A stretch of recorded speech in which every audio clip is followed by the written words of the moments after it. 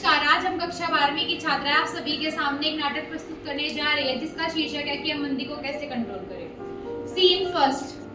अरे गवर्नमेंट साहब, हमारे देश में बहुत ही मंदी बढ़ रही है। हाँ जी बिल्कुल लग रहा है मुझे भी। इस मंदी को कम करने के लिए हमें कई उपाय करने होंगे। हाँ, अब तो अपनाने ही पड़ेंगे क्योंकि कुछ ज्यादा ही मंदी हो गई है। आप बताओ क्या नियम लगाओगे? लोन पे इंटरेस्ट कम कर देंगे, मनी सप्लाई को बढ़ा देंगे जिससे हमारी जीडीपी ग्रोथ होगी।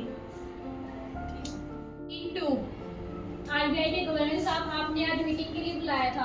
हाँ, वो मैंने इसलिए बुलाई क्योंकि हमारे देश में मंदी कुछ ज्यादा ही हो रही है, तो उसको हम मतलब कैसे कम करें। हम मीटिंग हुई थी कि 2-3 जो नियम थे वे बनाए गए हैं, हर उसमें बैंक में जारी कर दिया जाए, जैसे कि लोन पे इंटरेस्ट कम किया जाए, मनी सप्लाई को बढ़ाया जाए जिससे हमारी जीडीपी ग्रोथ करे। ठीक है आरबीआई के गवर्नर साहब, मैं और बैंक को भी बोल दूंगा कि वे इन रूल्स को फॉलो करें। सीन 3।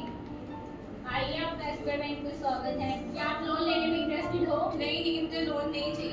अरे, आपको तो लोन लेना चाहिए। आरबीआई ने कुछ नई गाइडलाइंस जारी की है। अरे वाह, मुझे भी बताइए। अरे, आरबीआई ने नई गाइडलाइंस जारी की है कि जो इंटरेस्ट लोन का जो इंटरेस्ट है वो कम हो गया है, इससे मनी सप्लाई बढ़ गई है। आपको लोन लेना चाहिए। चलो ठीक है, आप मेरे को लोन दे दीजिए।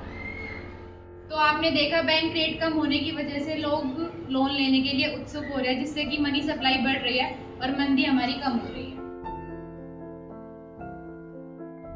तो तीव्र आवश्यकता थी तो सार्वजनिक क्षेत्र ने कदम बढ़ाया था और इसी प्रकार इसको सार्वजनिक क्षेत्र को उसका इंजन माना जाता है।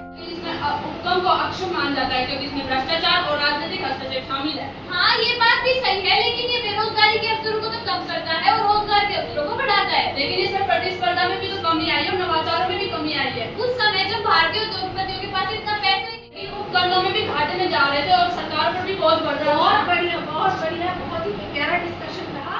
आपके हिसाब से रोल ऑफ पब्लिक सेक्टर अच्छा रहा था 1950 के रीजन?